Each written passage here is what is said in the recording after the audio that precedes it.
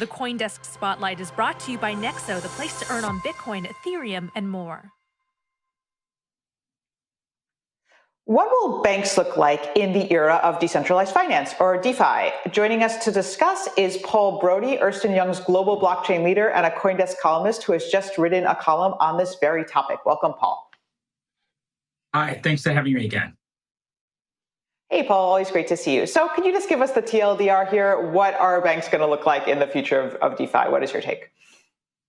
So the analogy I write in this article is really about this concept that DeFi is a replay of some of the same things that telecom companies went through when apps and smartphones came out, right? Apps and smartphones gave people access to all these different kinds of services that previously the telcos had exclusive control over. And early on, they really fought against this because they didn't want you to use your cell phone to get driving directions for free from some third party when they could charge you extra. So they fought this over and over again.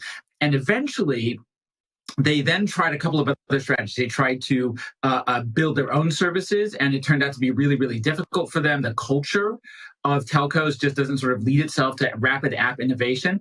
And eventually they made peace sort of internally and culturally with the idea that what they were great at doing is being telcos and delivering incredible volume services. And I think to some degree, the same future might be ahead for banks, which is if you want to participate in DeFi, right? You need a bank account. You've got to have a bank account. You've got to have this fiat on an off ramp. So how are you going to get into DeFi? You've got to convert your money into crypto assets or tokens. Then you've got to put them into a wallet and interact. And I think that are going to be successful are going to understand, like, they're great at being regulated entities. They're great at managing that on and off ramp. They're great at helping people connect. They're paid to many different strategies, which include crypto, and they will do the things that they do well, and they will not try to do the things that are radical challenges for their culture. Nonetheless, Paul, I mean, let's think about what is a bank. There was the old 363 club, right? You take in deposits at 3%, you lend at 6%, and you're on the golf course at 3 p.m. And that's kind of what banks were for a long time. And so now DeFi is coming in and they're lending and you can borrow from DeFi. And that's kind of what banks do. So how are you seeing this similarity then to telcos when the difference is with DeFi is it seems to be right in the bank's business versus telcos and these other technologies weren't exactly competing with the telcos when telcos kind of branched out into everything else they were doing. So telcos really thought in the past that they were both. They were both the gatekeeper to the network as well as provider of value-added services, and they got a cut of all the value-added services, right? 976 numbers. I think I'm dating myself by admitting I know what they are, but they got a cut of all these services, and along the way, they also got to deliver in some of their own, and they got to choose which services you had access to. I think the telcos had to give up that vision and focus on one business, which is connecting people and infrastructure.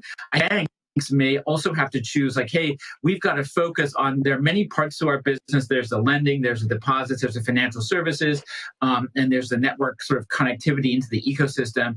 And the one thing that's indispensable is the connectivity to the ecosystem and that role as a regulated financial entity. And I think banks will do well when they zero in on the things that not only can they do well, but which are difficult for the other players in the industry to do. If you are, and I'll just give you an example, if you're an Australian bank, you know the local regulatory climate, you know the rules for KYC and AML inside of Australia.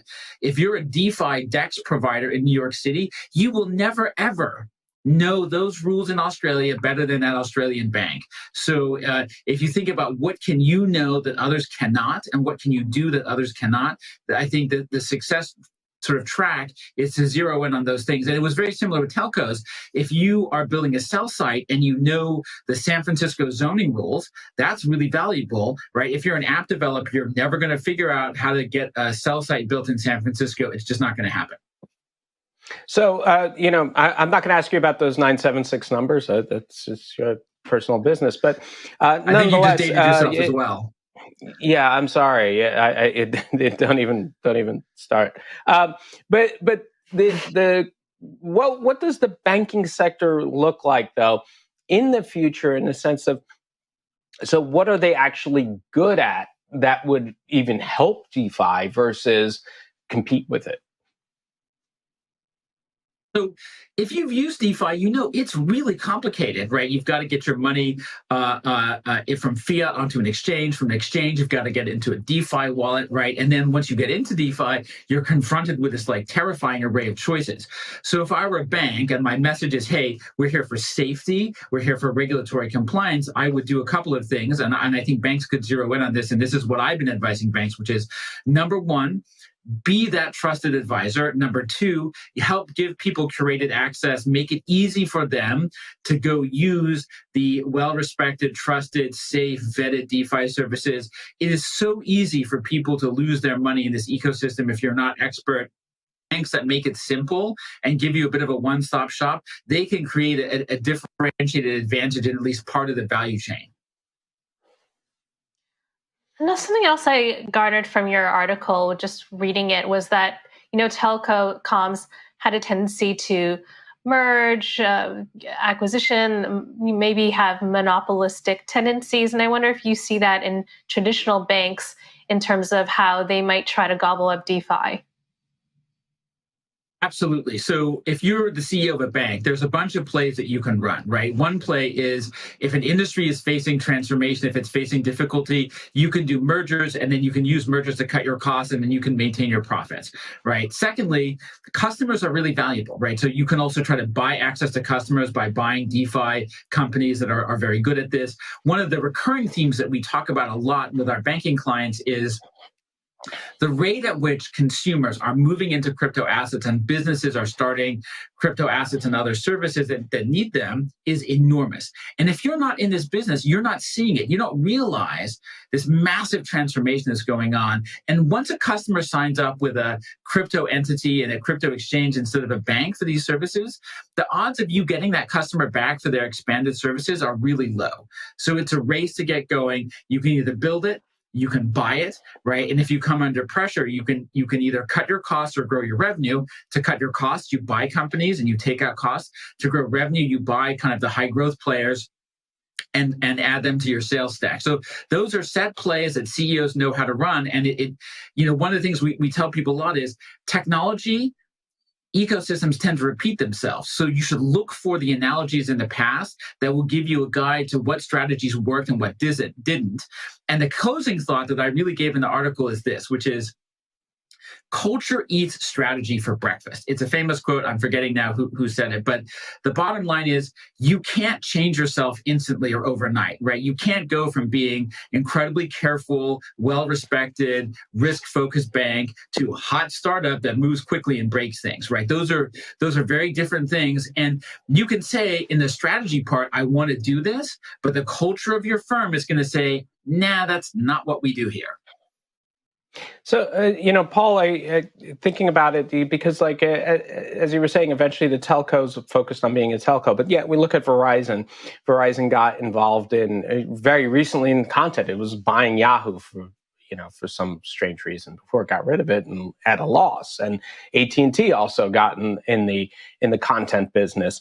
But when you look at their share prices, the growth of those share prices since 84, since the breakup of Bell, I mean, it's been positive to be sure, but it's not been exciting. Do you think that ultimately banks, if they're following this kind of a model, do you think that they'll eventually add value, or are they going to kind of languish as businesses for a long time and fumfer around and do the kind of silly things that a Verizon did or AT&T did, which was get into constantly try to expand what they did and then ultimately remember, oh yeah, we are telcos. Do you think that's going to happen in the banking sector? And what does that mean for shareholders there?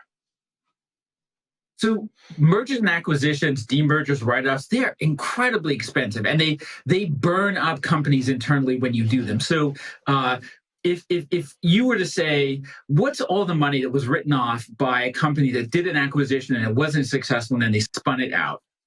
if you added it to their share price, right, you might say, wow, what this means is that they could have created 100 billion in value. They could have created 300 billion in value. Instead, they only created 100, right? And I feel like I'm a cliche machine, but honestly, if you don't learn history, you're condemned to repeat it. So the question is, if you're a bank CEO, can you look at examples from other industries and say, even if a clever strategy is to build DeFi services, maybe from a culture perspective, we should avoid doing that. We should play to our strengths and so on. And the other thing that people forget is, although mergers can be fun, the vast majority of mergers don't create value. That's like a academically studied thing that people really know. And yet, strangely, it doesn't stop people from doing lots and lots of M&A. So learn history, avoid mistakes, create value, right? I think there's opportunity for enormous differentiation, but we need to pay more attention to the culture of an enterprise, not just what seems like a smart strategy. Paul, quickly before we wrap up, just changing the topic for a moment. You've been on the show before talking a lot about Ether. And I just wanted to get your take. What's the latest on the ETH front? We have this long-awaited merge maybe coming soon. When do you think that will actually happen? Just anything new happening in the ETH world, because I know you follow it quite carefully. So I think there's sort of there's two or three things that are super exciting about the ETH world. Number one, the merge. The merge is going really well. I know plenty of people who are deeply involved in that. I have immense respect for the professionalism and the diligence and the detail the ETH teams are putting into the merge. Your gentleman who was on previously, he said it's a tail risk, and it really is a tail risk. It's a small risk. So I think that the merge is going ahead really well, and I'm super excited about that. The rapid maturing of layer 2 networks, especially ZK rollups, is amazing. ZK EVMs, right? Virtual machines based on zero knowledge rollups are coming in the near future. This is going to be absolutely transformational in terms of security and scalability. And then finally, privacy is being industrialized in a way that's really exciting. Polygon Nightfall is going to be launching soon. That is a privacy-centric layer 2 network that allows you to transact without leaving a trail that's visible to your competition. So those are three things that I think are super exciting. And I'm a huge Ethereum optimist.